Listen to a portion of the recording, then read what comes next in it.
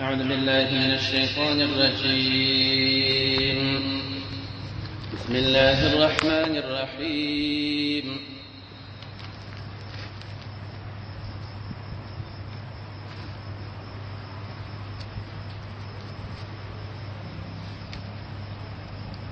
قال فإن اعتبعتني فلا تسألني حتى أحدث لك منه ذكرا.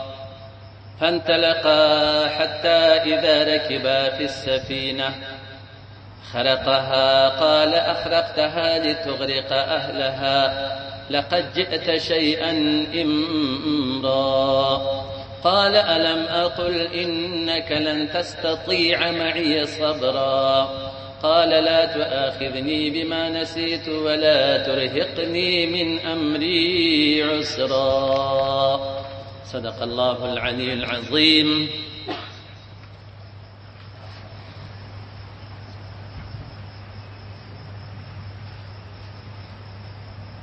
نو قصه در دې ځای پورې د حضرت خضر علیه السلام او موسی علیه السلام را شروع.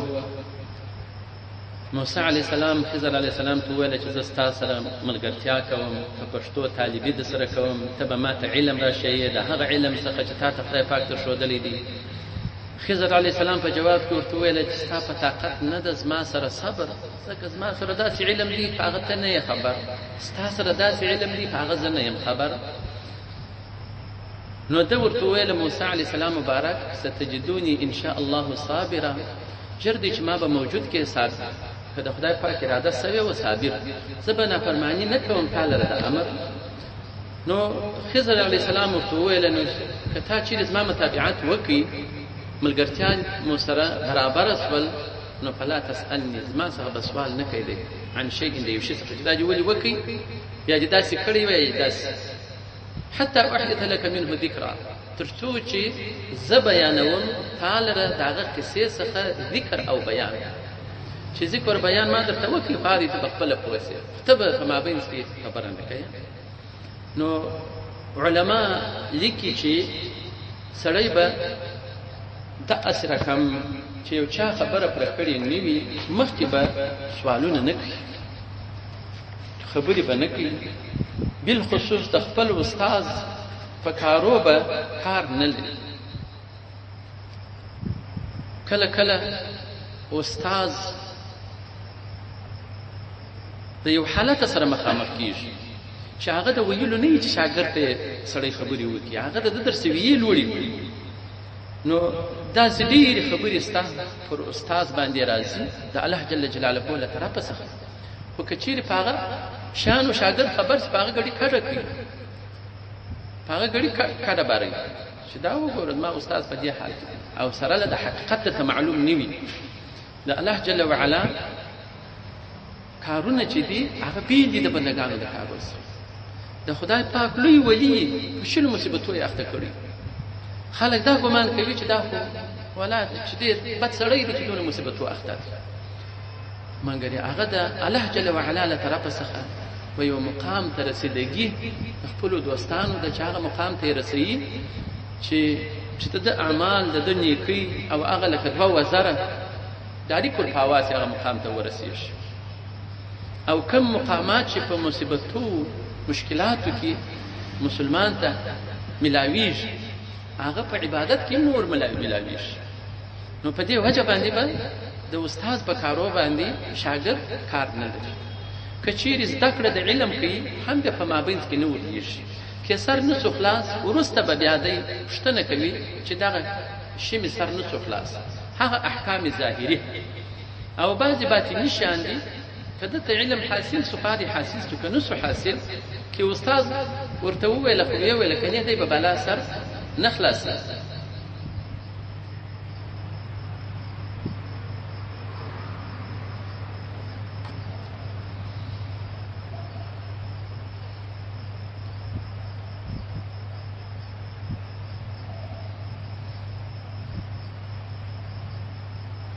نو ډېر خوارۍ زموږ پر نبي صلی الله علیه و آله وسلم راغلي دي، ډېر امتحانات راغلي دي چې دی مبارک پیدا سو پلار یې نه درلودی. دا د پلار نعمت والی چې پلار څونه پر اولاد مهربانه وي، څونه شفقت پر کوي. زموږ نبی صلی الله علیه وسلم هغه ابایي شفقت نه دی لیدلی. دا په خپل ذات کې لوی امتحان او تکلیف دی. بیا چې د خپلې مور سره و چې دی روایت 6 کالو ته رسېږي، هغه د مور د رحمت سایه هم خدای پاک ځنې پورته کړه. هغه د مور شفقت او ناز چې خپل زوی ته یې ورکوي دا هم ځنې پورته شو. بې مور او بې پلار پاتې شو نبي صلی الله علیه وسلم. او بیا دغسې په مسکنت په لوږې او تنده کې د ده ژوند و چې ټول مکیوال مسکینان، حتی په نسبه لا څوک نه و ماړ. حتی زموږ نبي صلی الله علیه وسلم چې نوکۍ غټ شو چوپاني یې کول او مزدوري ورکول ده چې بس دغه قدر چې ما دې هغه فوت لا یموت کې سره وي. دا څونه تکلیف دی، څونه امتحان دی د مسکنت وجه. بیا چې نبی صلی الله علیه و وسلم مبعوث شو په نبوت سره، بیا د کافرانو تکالیف ورته متوجه شو. د دنیا د سر کوپار ټول ورته پر یوه خوا مشرکین او یهود دا په خپل ذات کې سره ضد وو، مګر د نبی صلی الله علیه وسلم په مقابل کې ټول سره یو. لکه اوس زموږ افغانان ښه مسلمانان شوروي امریکا سره ضد، ټول عمر سره ضد، مګر موږ ته سلا یوه اډې په تاجکستان او په شوروي کې اډې ورکړل زموږ د ځپلو دپاره. دا ګرد کافرانو ته یو سول خپل سره ضد وي، خو مسلمانانو ته سلا یوه ده. نو دا په دې وجه باندې چې نبی صلی الله علیه وسلم ته د داسې کافرانو چې په خپل منځو کې سره ضد وو د مبارک ته سلا یوه. دغه تکالیف نبی صلی الله علیه وسلم ته ورکول تر څو چې بیا د جهاد امر نبی صلی الله علیه وسلم ته وشي. بیا نو د جهاد تکالیف، جهاد چې دونه لوړ مقام لري چې نبی صلی الله علیه وسلم فرمایي وایي د جهاد ګرز و غبار او د دوزخ اور دا په یوه وجود کې نه جمع کېږي. یعنی دا اسانه خبره نه ده چې د کفارو ګرز و غبار و جنگ بیا اوس عصر کې د باروتو د دوی اورونه پر دې مسلمانانو راغورځي. دغه دود او د دوزخ دود بیا نه سره جمع کېږي. دا جنتي دی، دا مجاهد. دغه لوړ مقام الله جل جلاله مجاهد ته ورکوي. نو خو دا تکلیف پکښې ډېر دی، داسې اسانه خبره نه ده. جهاد د هر چا کار نه دی چې یو مخ به جهاد د کفارو سره شروع وي، په عین محل کې به جهاد د نفس شیطان سره هم شروع وي. دغه کوچنی جهاد چې جهاد اصغر دی د کفارو سره، په دې کې سړی نشي کامیابه کېدلی چې اول جهاد د نفس شیطان سره ولګي. خو باره په دا جهاد کې داسې کارونه به وکړي هغه به بیا خوند دی.